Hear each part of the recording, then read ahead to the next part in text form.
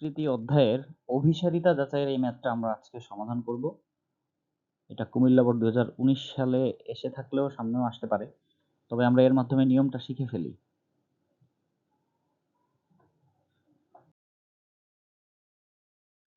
আচ্ছা, যাকে সমাধান করতে হবে এটা আমরা যে কয়েকটা ধাপে করব সামারিটা আগে দেখে নিই যে একটা ধারার অভিসারিতা যাচাই কিভাবে করা যায়, মানে ধারাটা অভিসৃত হবে কিনা। সেটা হচ্ছে এরকম,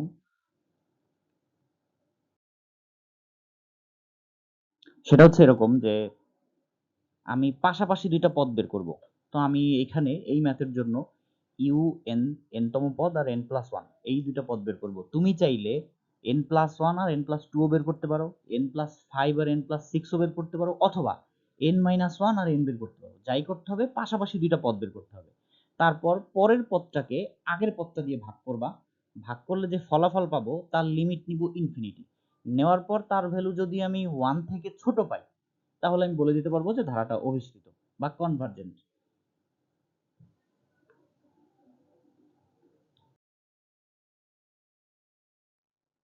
এখন আমাকে যে ধারাটা দেয়া আছে তাকে একটু সিম্পলিফাই করব। এখানে যে কমপ্লেক্স অবস্থায় আছে একটু ছোট করা যায় কিনা আমরা দেখব।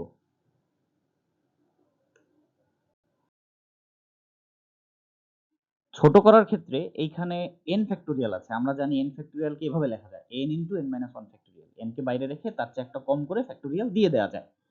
এখন এর মাধ্যমে আমরা দেখতে পাচ্ছি যে উপর নিচে একটু কাটাকাটি যাচ্ছে।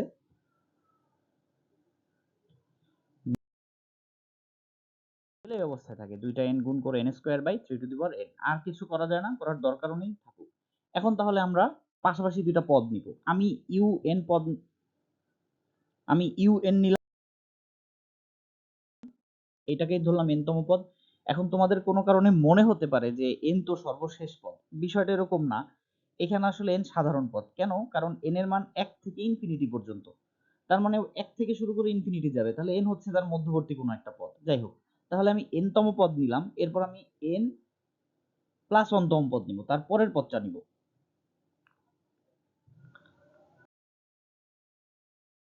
এই হচ্ছে আমার n প্লাস 1 তম পদ। এখন হচ্ছে এই দুইটার ভাগফল নিব, পরের পদটাকে আগের পদ দিয়ে ভাগ করব।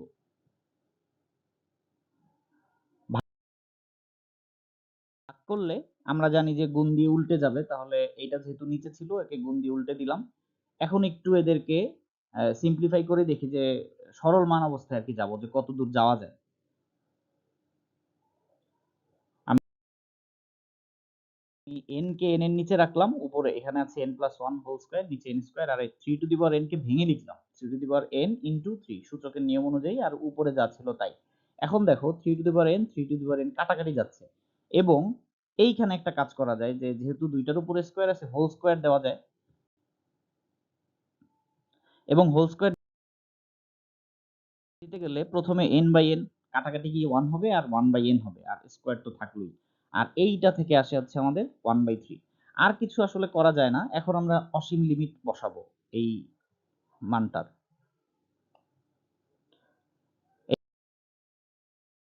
এই হচ্ছে অসীম লিমিট, দেখি কি আসে।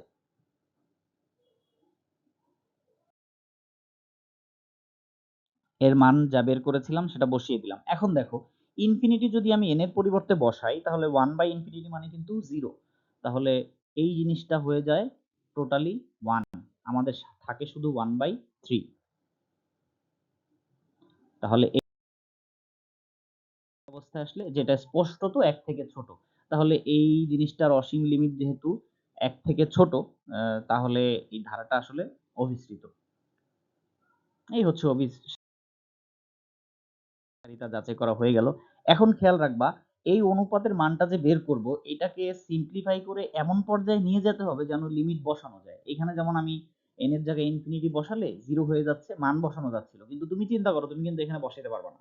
তুমি এখানে ইনফিনিটি বসাও, তাহলে উপরে ইনফিনিটি আসবে, নিচেও ইনফিনিটি আসবে, তাহলে ইনফিনিটি বাই ইনফিনিটি তো ম্যাথমেটিক্সে সম্ভব না। সেক্ষেত্রে এটা করা যাবে না। আমরা লিমিটেড চ্যাপ্টারের ম্যাথ যেভাবে সিম্পলিফাই করে একটা পর্যায়ে নিয়ে গিয়ে লিমিট বসাই, এখানেও তাই কাজ করতে হবে। এমন একটা পর্যায়ে নিয়ে যেতে হবে যখন লিমিট বসানো যায়। তাহলে এই ছিল আর কি ম্যাথটা।